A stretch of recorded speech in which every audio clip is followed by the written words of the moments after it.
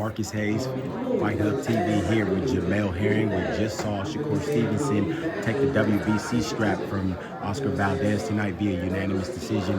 Let me get your breakdown of the fight. What did you think about it, Jamel? I mean, I was in there with Shakur last in October, so I wasn't surprised. I mean, credit to Valdez. He actually landed the most punches that's ever been landed on Shakur Stevenson when I was doing the commentary, 110 to be exactly. But Shakur is just a technician. He's a very crafty and really defensive skill genius in there. And he's hard To hit, of course. He's hard to hit. Talk to us about the ring is only so big, about 18 to 22 feet. You still can't get him in but there. you can't get to him. What is it about him? You know, firsthand experience. What is it about Shakur Stevenson that makes it? He's there, but he's really not there. Talk about.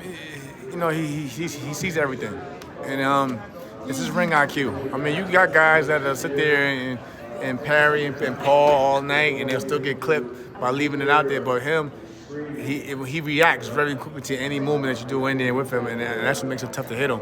Once he sees a subtle movement, he's gone. As you can see, he's out, or he just takes a little half step back, and then he's right back in it. I mean, Oscar Valdez tried to say that Shakur basically wasn't there or in front of him, but he's really stayed there the whole night in front of him. You know, he just basically controlled the distance. Definitely.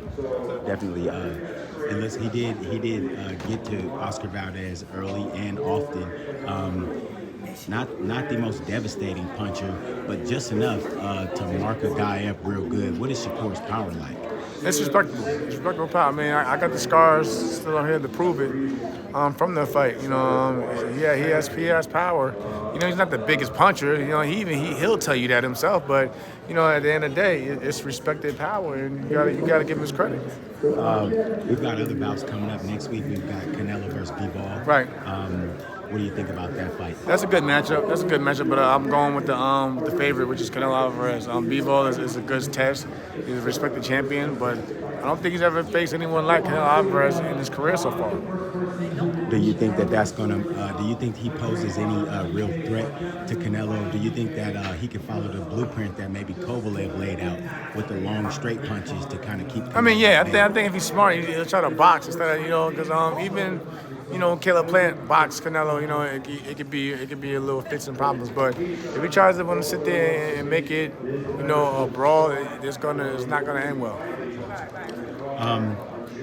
We got another fight coming up here. We got Tank Davis and Roland Romero. I've interviewed both guys. A lot of bad blood, it seems, between them. Roland Romero seems to kind of get real antsy and just starts talking at the mouth whenever you mention Tank. Tell me what you think about that fight. Like you basically pointed out, there's a lot of bad blood. That fight's not going the distance, in my opinion. Somebody, you know, it's not going 12 rounds at all. I mean, I feel like it's actually gonna end, in my opinion, probably before the 6th round, if you ask me. And are you leaning to one side or the other? You know, I'm leaning towards the favorite, which is Deontay Davis. You know, being the more experienced fighter. But like I said, Broly has respectable power, so you gotta be on your A game. When I interviewed his coach, Coach Bullitt told me that they were going to step straight to Tank and go bombs away from the opening bell. Do you believe that? And do you think that's a good strategy? I mean, if that's what he want to do, then I mean, I'm not taking anything from him. You know, let's see how tough his chin is, but I don't think that's a smart idea because you know, Tank is not just a big puncher. You know, he can box. You know, he's smart. He can be tactical. He can be technical in there as well. I mean, look at the Leo Santa Cruz fight. You know what I mean? He was real sharp and technical. So you gotta be smart. And you can't just go in there thinking that it's gonna be a tough man competition and go from there. Lastly, Jamel, what do you think about Kambosos versus Devin Haney? Good matchup.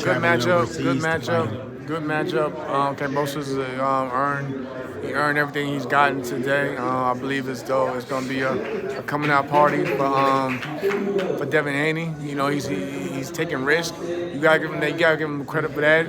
But you know, he has to be smart and sharp that whole fight because he's going over there in uncharted territory, and you can't afford to fall asleep out there. Do you think it'll be difficult for him to get the nod if he doesn't get like a knockdown or something like that? No, I think if he just beat him convincingly each round, he could get the victory that way. I don't think so much he has to knock him out, but I think if he just beats him, clearly he'll get the win. Lastly, Jamel, I've seen video of you training. It looks like, are you still with Bomac and team? No. Bomac's my guy. You have left Bomac. Talk to me about your training situation. We parted ways. Bomac's my guy. I was actually with him in the gym earlier today. Like he was there while I was in the gym. We laughed, we spoke, but we just went a different route. And I went Manny Robles, and I'm just moving forward. You and Manny Robles look like you got some chemistry, man. I've known for over 10 years. People forget that. People don't know that. I've known Manny since the amateurs. Manny was in my corner when I qualified for the Olympics. Manny was in my corner, at the Olympics. So, like, it was a no-brainer for me, like, when I moved on in terms of to go to somebody that knows me. Right, so it's not really moving on. It's kind of going back. Yeah, going back to family. Yeah, going back to familiar territory. No doubt, man. Jamel, when can we see you again? When are we going to see you fight again? May 21st, here in Vegas against Jermaine Ortiz. Oh, okay, yeah, that's on the same card. So Nelson is fighting Yeah, on that my card guy, too. yeah. So yeah, I'll be around Bomac and them again. So it's no bad blood. Shout out to Red Spikes and Saul Diegues as well. That's what's up, man. Thank you for your time, man. Jamel Herring, Marcus Hayes, Fight Hub TV. Thank you, brother. Thank you. Thank you so much for watching this video, and make sure to subscribe for more videos of your favorite fighters over here on Fight Hub TV, and give us a follow online as well at Fight Hub TV on Twitter and on Instagram. We appreciate it, guys.